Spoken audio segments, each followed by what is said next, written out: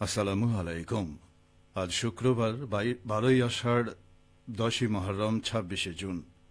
বাংলাদেশ বেতার রাজশাহী। স্থানীয় সংবাদ পড়ছি মাহমুদ শওকত। আজ শুক্রবার পবিত্র আশুরা, হিজরি 1448 সনের মহরম মাসের 10 তারিখ। মুসলিম উম্মার জন্য দিনটি ধর্মীয়, ঐতিহাসিক ও আধ্যাত্মিক গুরুত্ববহ এবং একই সঙ্গে গভীর শোকের দিন। 61 হিজরির 680 খ্রিস্টাব্দে 10ই মহরম এই আশুরার দিনে বিশ্ব মানব সভ্যতার ইতিহাসে এক নিদারুণ, মর্মান্তিক ও বিয়োগান্তক ঘটনা সংঘটিত হয়েছিল ইরাকের ফোরাত নদীর তীরে কারবালা প্রান্তরে। ইসলামের ইতিহাসে এই দিনটি নানা তাৎপর্যপূর্ণ ঘটনার স্মারক হলেও কারবালার মর্মন্তুদ ঘটনা পবিত্র আশুরাকে বিশেষ মর্যাদায় অধিষ্ঠিত করেছে।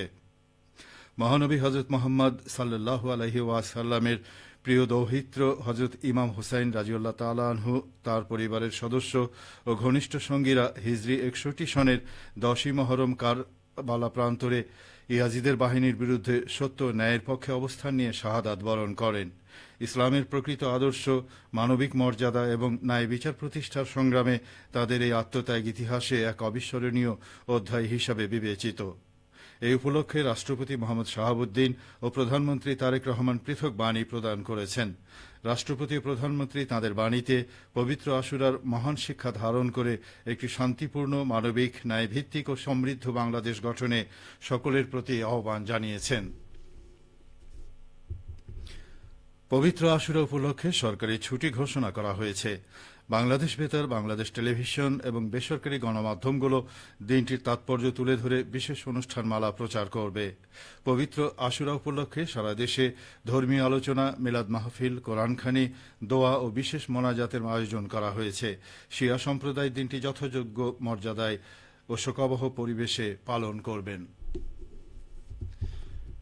জলবায়ু সহনশীলতা, টেকসই পানি ব্যবস্থাপনা এবং উদ্ভাবনী উন্নয়ন নিশ্চিত করার লক্ষ্যে বরেন্দ্র এলাকায় স্থিতিস্থাপক ও উদ্ভাবনী উন্নয়ন প্রকল্পের সূচনা কর্মশালা গতকাল অনুষ্ঠিত হয়েছে।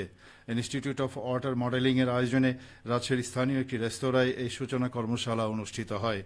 কর্মশালায় প্রধান অতিথি ছিলেন বরেন্দ্র বহুমুখী উন্নয়ন কর্তৃপক্ষের চেয়ারম্যান কৃষিবিদ মোহাম্মদ হাসান জাফির তুহিন। সভাপতিত্ব করেন বিএমডি এর নির্বাহী পরিচালক আবু সাইদ মোহাম্মদ কামরুজ্জামান।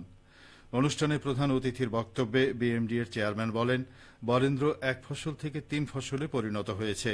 বরেন্দ্র অঞ্চল দীর্ঘদিন ধরে বাংলাদেশের অন্যতম প্রতিকূল কৃষি পরিবেশগত অঞ্চল হিসেবে স্বীকৃত। বারিন প্রকল্পটি টেকসই পানি ব্যবস্থাপনা, জলবায়ু সহনশীল কৃষি, পরিবেশ সুরক্ষা এবং অন্তর্ভুক্তিমূলক অর্থনৈতিক উন্নয়নের মাধ্যমে এই জাতীয় অগ্রাধিকারগুলো অর্জনের পথে একটি গুরুত্বপূর্ণ পদক্ষেপ। বগুড়ায় আগামী 28 জুন জাতীয় ভিটামিন এ প্লাস ক্যাম্পেইন অনুষ্ঠিত হবে। এদিন জেলার 6 থেকে 59 মাস বয়সী 9,06,368 শিশুকে ভিটামিন এ ক্যাপসুল খাওয়ানোর লক্ষ্য নির্ধারণ করেছে স্বাস্থ্য বিভাগ। গতকাল বগুড়া সিভিল সার্জন কার্যালয়ের সেমিনার কক্ষে প্রস্তুতিমূলক মত বিনিময় সভায় এ তথ্য জানানো হয়। এতে সভাপতিত্ব করেন civil surgeon doctor Khurshid Alam. সভায় জানানো হয়, বগুড়া জেলার মোট জনসংখ্যা 37,33,106 জন। এর মধ্যে 6 থেকে 11 মাস বয়সী 60,970 এবং 12 থেকে 59 মাস বয়সী 8,45,398 শিশুকে ভিটামিন এ ক্যাপসুল খাওয়ানো হবে।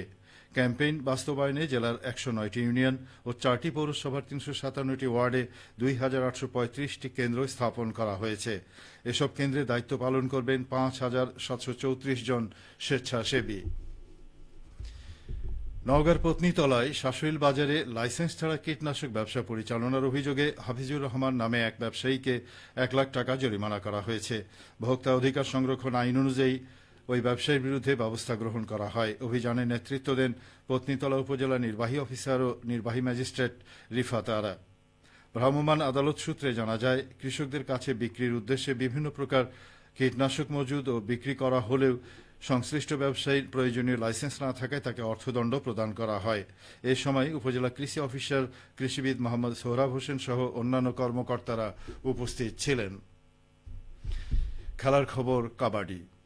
উৎসবমুখর পরিবেশে রাজশাহী রেঞ্জ পুলিশের আন্তজেলা কাবাডি প্রতিযোগিতা 2026-এর ফাইনাল গতকাল অনুষ্ঠিত হয়েছে। প্রতিযোগিতায় বগুড়া জেলাকে পরাজিত করে চ্যাম্পিয়ন হওয়ার গৌরব অর্জন করেছে রাজশাহী জেলা দল। রাজশাহী পুলিশ লাইন্স মাঠে ও টুর্নামেন্টের সমাপনী ও পুরস্কার বিতরণী অনুষ্ঠানে প্রধান অতিথি থেকে বিজয়ীদের হাতে পুরস্কার তুলে দেন রাজশাহী রেঞ্জের ডিআইজি মোহাম্মদ শাহজাহান। অনুষ্ঠানে সভাপতিত্ব করেন মোহাম্মদ নাইমুল হাসান। অনুষ্ঠানে রাজশাহী জেলা পুলিশ ও রাজশাহী রেঞ্জ পুলিশের ঊর্ধ্বতন কর্মকর্তারা উপস্থিত ছিলেন। সবশেষে আবহাওয়া।